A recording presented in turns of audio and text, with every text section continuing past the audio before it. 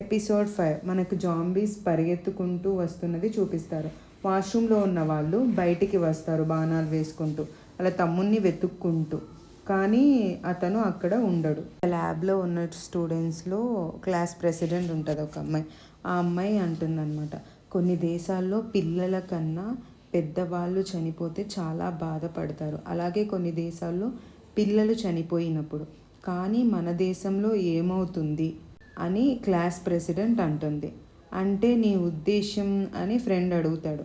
ఎప్పుడైతే పిల్లలు చనిపోతారో ఆశ పోతుంది.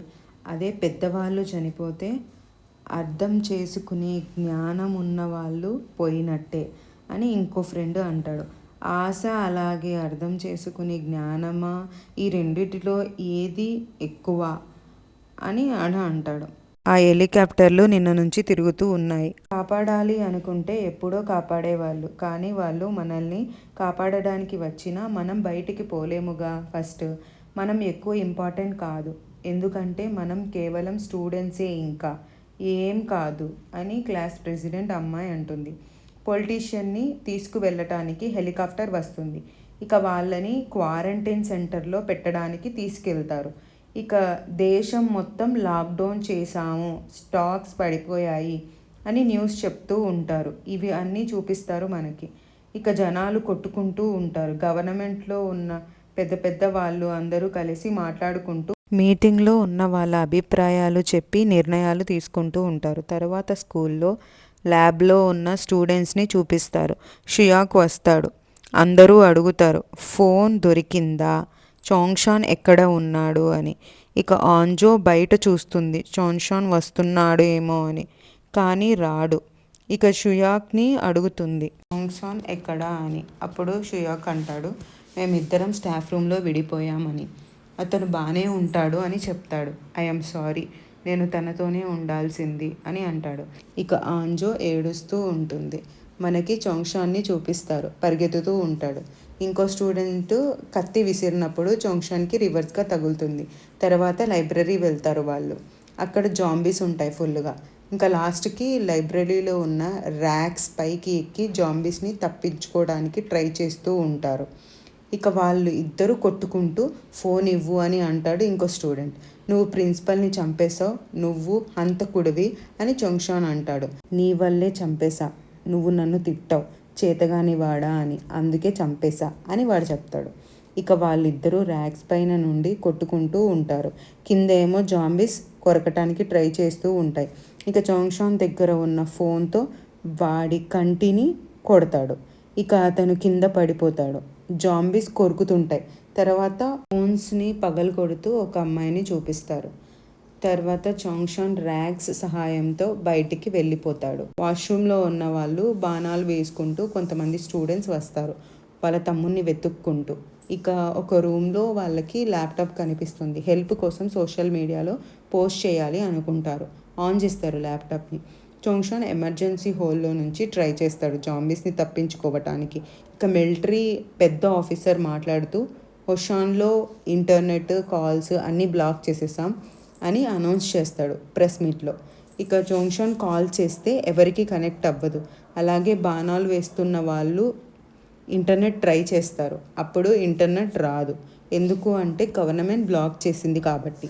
ఇక చాంగ్షాన్ ఏడుస్తూ ఉంటాడు. అలాగే ల్యాబ్లో ఆంజో ఏడుస్తూ ఉంటుంది. ఈ రెండు మనకు చూపిస్తారు.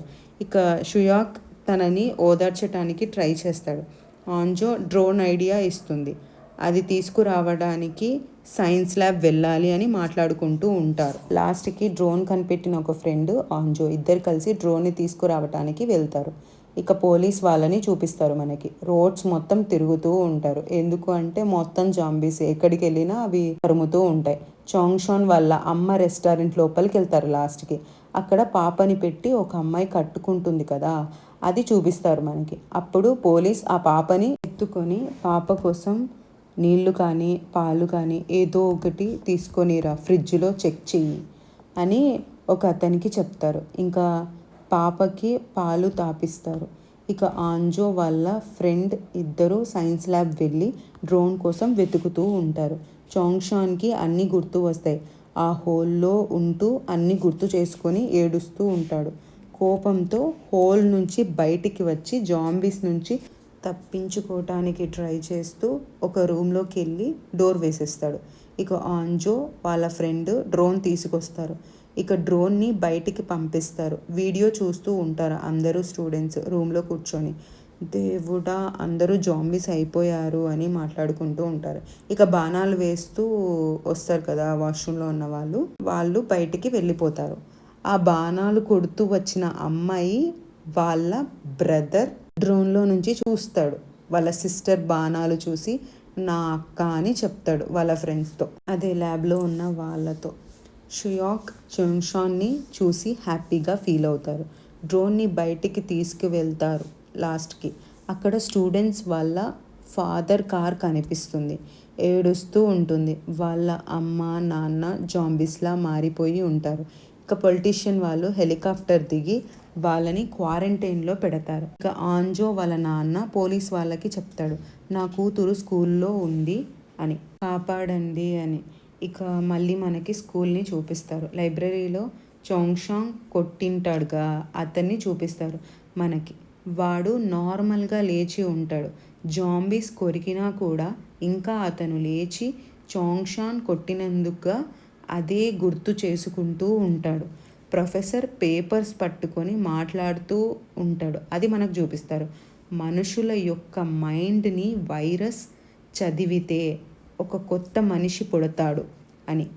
ఇక అతను నార్మల్గా నడుచుకుంటూ వస్తాడు. జాంబీస్ ఉన్నా కూడా వాడికి అర్థమవుతుంది ఇక నాకు ఏమీ అవ్వదు అని. గట్టిగా అడుస్తాడు చాంగ్షాన్ అని.